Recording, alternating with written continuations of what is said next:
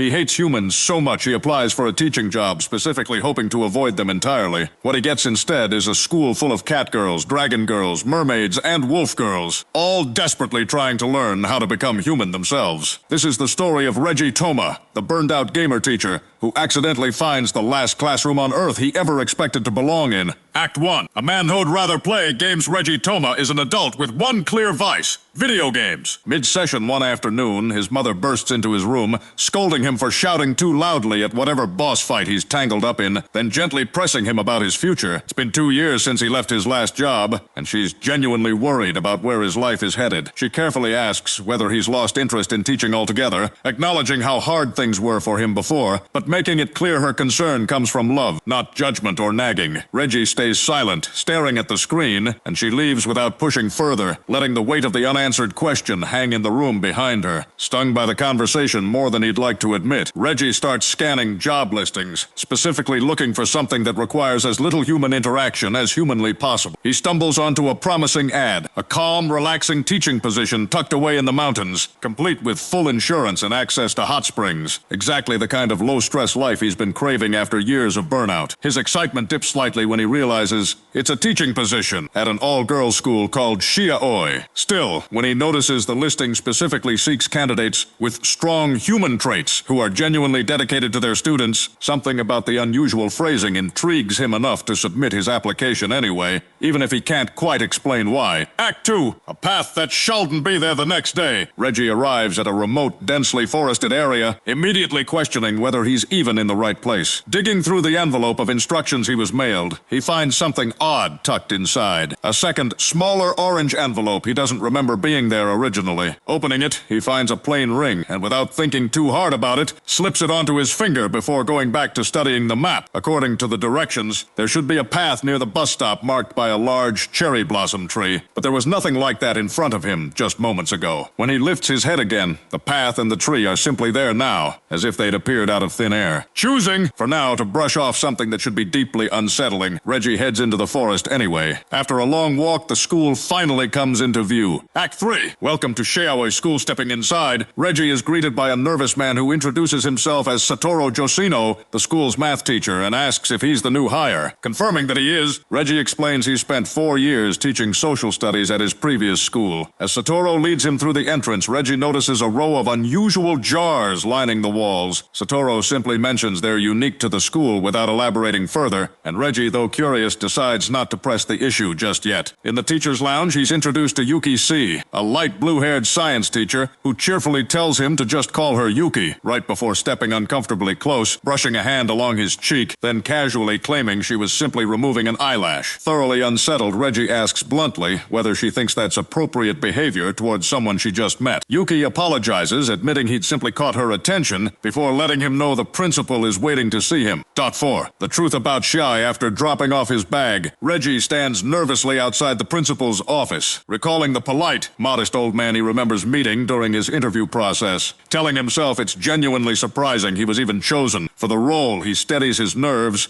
determined not to waste the opportunity, and knocks before entering. But the man waiting behind the desk looks nothing like the elderly figure from before. Startled, Reggie blurts out, "Who the hell is the old man?" The man introduces himself as Kerazuma, the school's actual principal, and calmly explains that the elderly man Reggie remembers was simply a disguise, part of a screening spell used to test which humans are genuinely suited for the job, an illusion that's since worn off. He reveals that a similar concealment spell hides the entire school from outsiders, and that the ring Reggie is now wearing contains a gem specifically designed to cancel that illusion, which is exactly how he was able to find the hidden path earlier. Kerazuma then lays out the school's real purpose. Its students aren't human at all. They're cat girls, dragon girls, elves, mermaids, and more. Non-human beings each working toward a singular, difficult goal, learning what it truly means to become human. Because that transformation is never simple, he explains. The teachers who guide these students carry a responsibility far heavier than anything found at an ordinary school. Kerazuma asks directly whether Reggie is willing to take on the role, fully aware of what it entails. After a moment of hesitation, genuinely wanting a fresh start after 2 aimless years, Reggie accepts. He's given a rundown of the curriculum, general education much like any human school, alongside specialized courses in human nature and humanity, where students practice thinking, feeling, and behaving in distinctly human ways. Any slip-up, costs them points reflected directly on their report cards.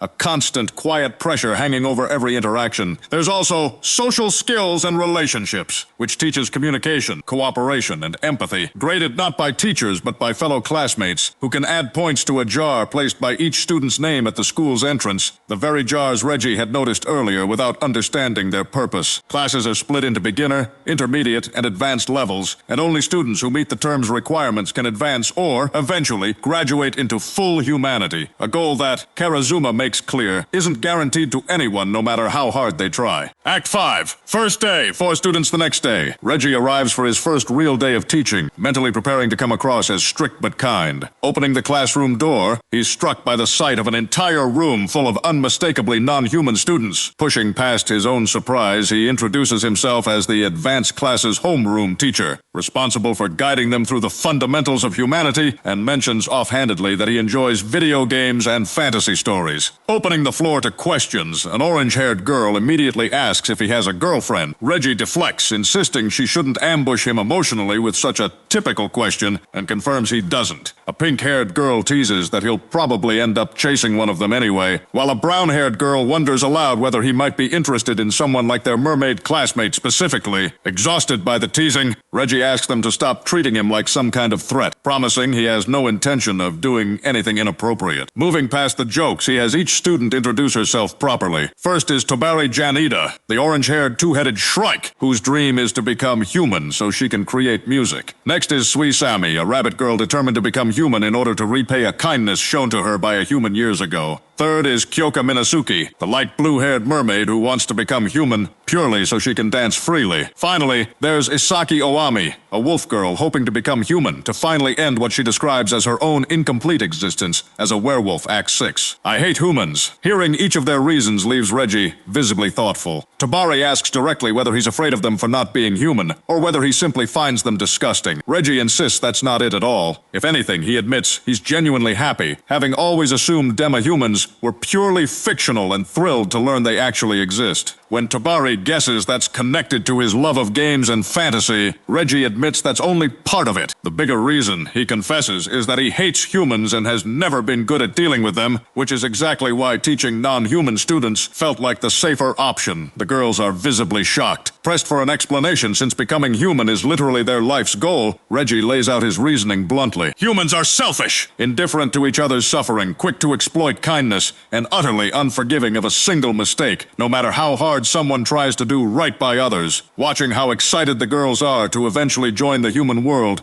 only deepens his unease. Tobari pushes back, admitting she can't help but admire humans regardless. Kyoka agrees, pointing out how genuinely fascinating human culture, lifestyle, and desires are from a non-human perspective. Sui shouts at him to stop, insisting there's plenty they'd have to give up if they actually became human, and Isaki backs her up, noting that the non-human world carries its own serious problems too. Softening slightly, Tobari admits that maybe humans aren't so bad after all, then turns the question back on Reggie, asking what he really thinks. He reaffirms his dislike of humans, but this time, his conviction sounds noticeably shakier than before. That night at home, Reggie replays the day in his head, worried he's already blown his first impression beyond repair. Finale, lunch chaos, and a near-death experience. The next day, class lets out for lunch to cheers from the girls. Kyoka wonders aloud what the dorm caretaker has cooked, prompting Reggie to ask about daily life in the dorms. Sui snaps that he's phrased the question poorly, so he rephrases, asking if they all get along there, only for Sui to coldly tell him not to pry into their privacy. Kyoka, meanwhile, invites him to join her in the dining hall, which he happily accepts as a chance to build some rapport, until Sui accuses her outright of angling for the teacher's favor, prompting Kyoka to ask if Sui wants to come along too, which she immediately agrees to. Watching them bicker, Reggie can't help but feel a little flattered, admitting it's strange seeing girls argue over him, until Sui bluntly reminds him it's about earning points, not about him personally, which stings a little more than he expects. Even though he already knew that, at the dining hall, Kyoka's sudden scream interrupts the moment, sharp enough to make several heads turn across the room. Rushing over, Reggie is quickly hushed by Sui as he notices Kyoka trembling uncontrollably, staring down at her tray way like it's personally betrayed her. It turns out there's been a mix-up with her meal. As a mermaid, she can tolerate grilled fish and even sashimi after years of forcing herself to adjust. But kamaboko, made by grinding fish into paste, feels unbearably cruel to her in a way the others can't fully process. Reggie's sympathetic response, gently explaining exactly how the dish is made, only sets her off shaking again, earning him another scolding from Sui for scaring her further instead of helping. Racked with guilt over wasting food made with care by the dorm caretaker, Kyoka is saved when Isaki swoops in first, offering to trade meals and even feeding her the substitute omelet by hand. A display of casual affection that leaves Reggie quietly stunned that this is apparently just how things work at an all-girls school full of demihumans. Just as things settle, Kyoka shrieks again, this time over a dish containing shikwasa. Without hesitation, Reggie sacrifices himself by eating it on her behalf, determined to prove himself useful, and immediately chokes on it in front of the entire table. Reaching desperately for tea to clear his throat, he's momentarily thwarted when Tobari casually takes the cup from his hands to explain some unrelated tea customs to the group, completely oblivious to his distress, forcing him to yell for it back before he can actually breathe again. Once the danger passes,